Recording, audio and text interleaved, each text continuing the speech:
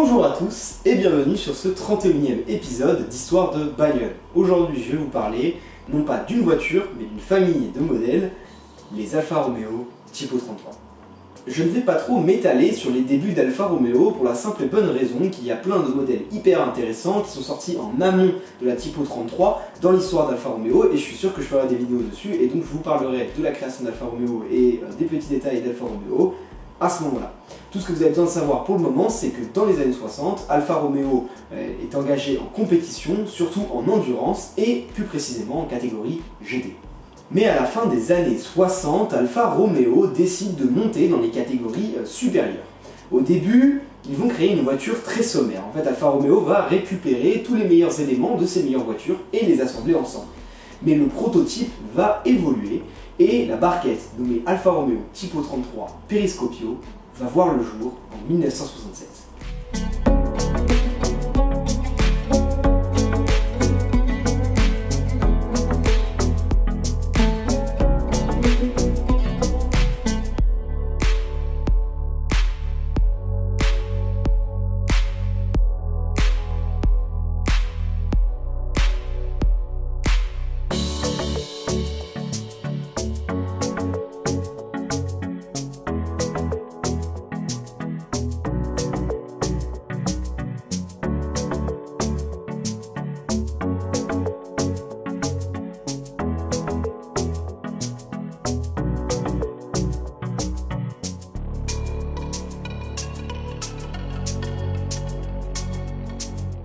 Personnellement, je la trouve magnifique et ce n'est que le début. Elle est équipée d'un V8 de 1,9 litre développant 270 chevaux. Fin 1967, Alfa Romeo va présenter une version route de la Tipo 33 Periscopio en 18 exemplaires, la Tipo 33 Stradale.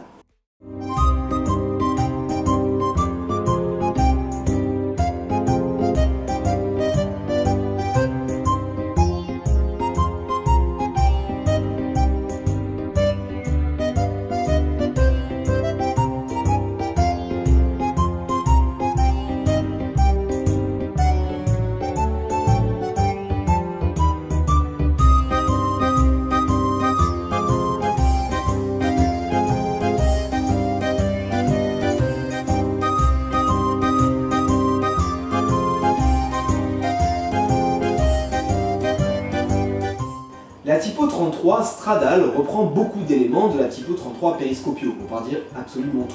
Mais c'est un coupé et non un spider, c'est plus adapté pour la route et ça fait moins prototype.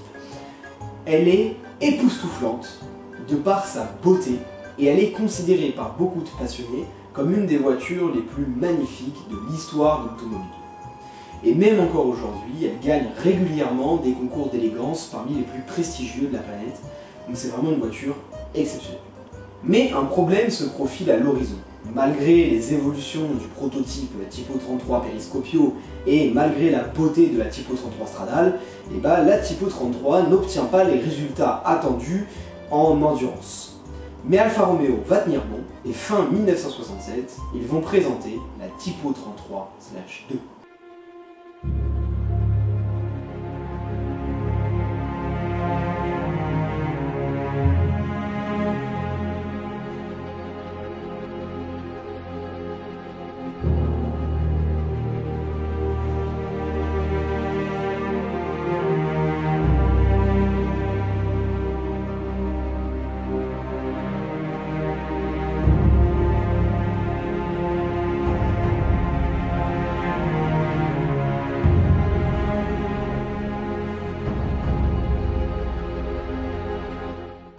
Avec la Tipo 33/2, Alfa Romeo cherche surtout à fiabiliser sa Tipo 33.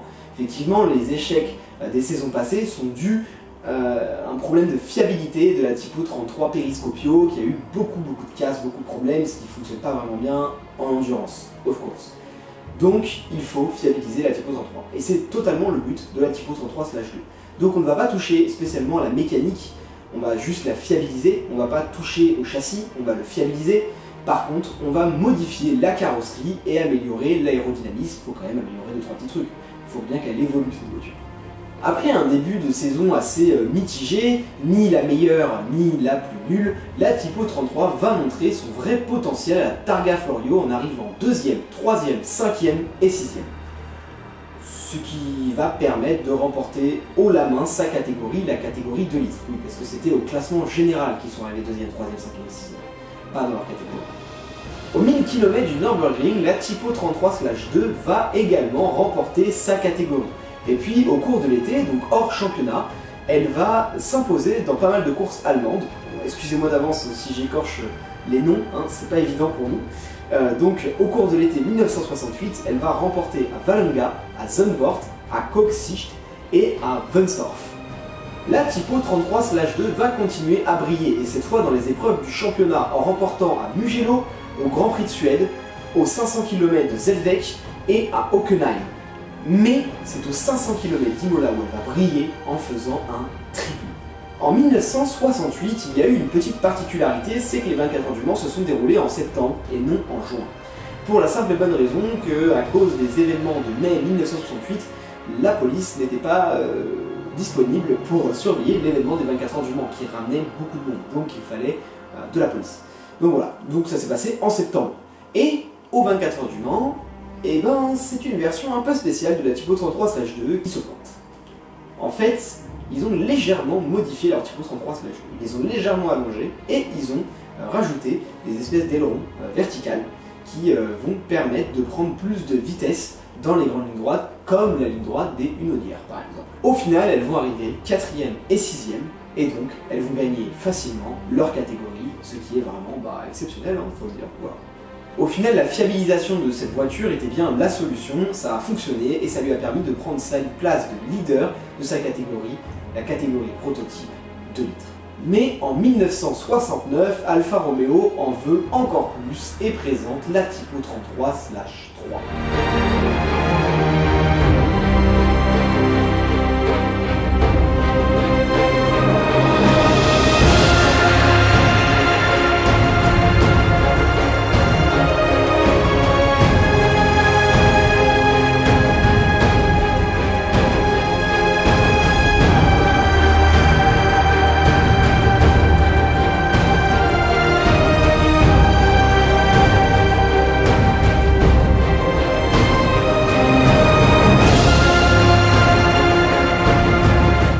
La Tipo 33/3 est en réalité une nouvelle voiture. D'ailleurs, le /3 c'est pour 3 litres. Donc oui, c'est un nouveau moteur, un V8 de 3 litres, développant 400 chevaux.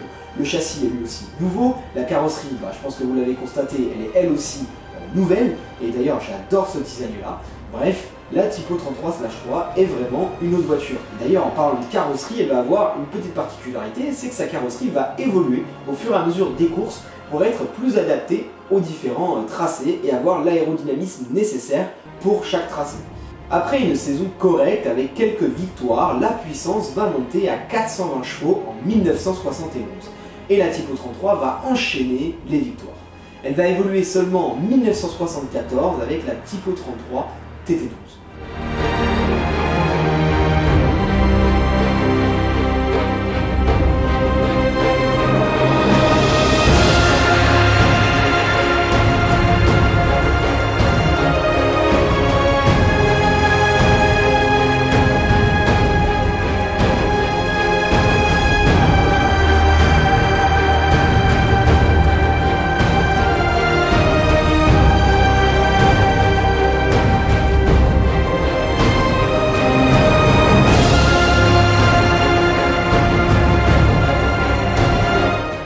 La Tipo 33 change encore du tout au tout.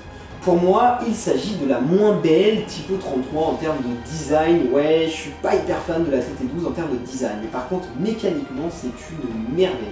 Un châssis tubulaire, un V12 de 3 litres développant 500 chevaux, allez, c'est tout pour moi. Elle s'imposera comme la reine des Tipo 33 grâce à un triplé légendaire à Monza en 1974, et aussi accessoirement parce qu'elle a offert le titre de champion du monde à Alfa Romeo. Enfin, petite info sympathique, le V12 de la Tipo 33 TT12, c'est celui qui a été utilisé en Formule 1 par Alfa Romeo en 1979. Alors maintenant, parlons prix. Alors, j'ai pas trouvé de vente de Tipo 33 Periscopio, donc je vais avoir du mal à vous donner une cote. Pour la Tipo 33 Stradale, c'est compliqué. Pareil, pas de vente, 18 exemplaires, hein, c'est une voiture qui est assez demandée. Voilà, j'ai pas trouvé de vente. Après, je vous l'ai déjà expliqué dans plusieurs vidéos, hein, c'est pas parce que moi j'ai pas trouvé de vente qu'il n'y en a pas eu. Mais il peut y avoir des ventes de particulier à particulier, de personnes qui se connaissent, de collectionneurs entre eux. Donc du coup, dans ces conditions-là, bah, c'est difficile d'avoir la cote. Mais j'ai une cote pour la Tipo 33/2 avec une vente qui date un peu, ça date de 2014, donc il y a presque 10 ans, une cote à mon avis à revoir. Mais ça donne un ordre d'idée, c'était 1,2 million en 2014.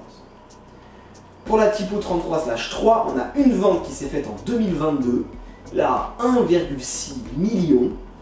Et puis on a une vente de Tipo 33 TT12 qui s'est faite en 2022 aussi à 1,7 million. Voilà, j'espère que tu as kiffé cette vidéo. Si c'est le cas, n'hésite pas à t'abonner, laisser un petit pouce bleu. Et tu vois, la Tipo 33, c'était l'idée d'un des abonnés. Donc si tu as envie de me faire une proposition en commentaire, j'essaierai de faire une vidéo dessus. Salut!